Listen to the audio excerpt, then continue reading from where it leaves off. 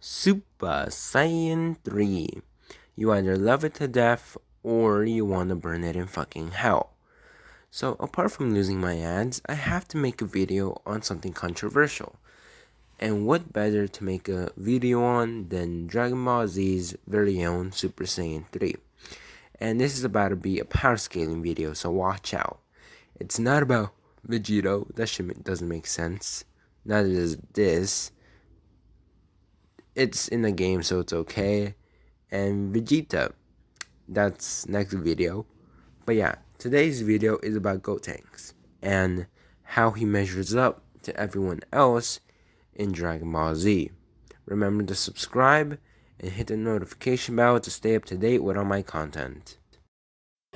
Let's go back to a slightly simpler time where God Q was not a thing, power levels and multipliers were relevant, and the manga actually was kind of canon and was the same as the anime. Not completely, but still. Gotenks' power level can be based off of this, since you can base off Goten and Trunks from earlier power levels. Neither of them have been able to go Super Saiyan even until now, and neither of them could probably survive a Majin takeover. And they're definitely not on the level of Super Buu or Ultimate Gohan by themselves.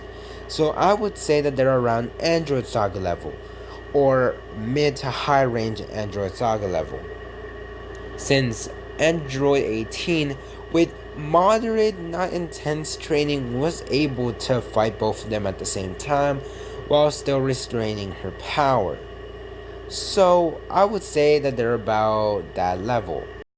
Trunks' power level has been repeatedly stated to be stronger than Goten's by a decent margin, so 4.1 million for Goten and 4.6 million for Trunks, or from per 1 and 4.6 to, make it simple, should be about their base power level, which kind of makes sense.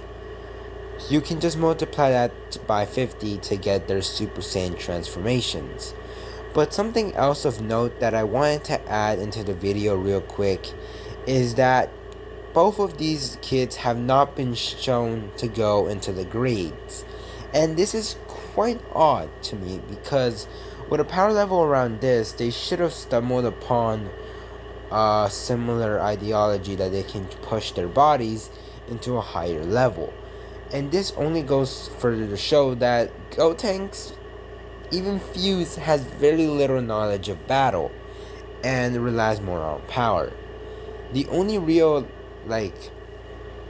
techniques, I guess you could call them, that they learn are techniques all fusions learn, like the final Kamehameha with Vegito, the weird rainbow orb dead thing that Gogeta uses but also appeared in the Broly movie, so how? This shows that a weaker character could easily beat it if they play their cards correctly, and if you outsmart it, which is not hard to do. So Ultimate Gohan and Super Buu are about the benchmark for Gotenks, and they have been shown to be able to defeat him in a pretty easy fight. His base was destroyed by Fat Buu, and that's just sad. But what's more sad is that this is his base power level. 18,860,000,000,000.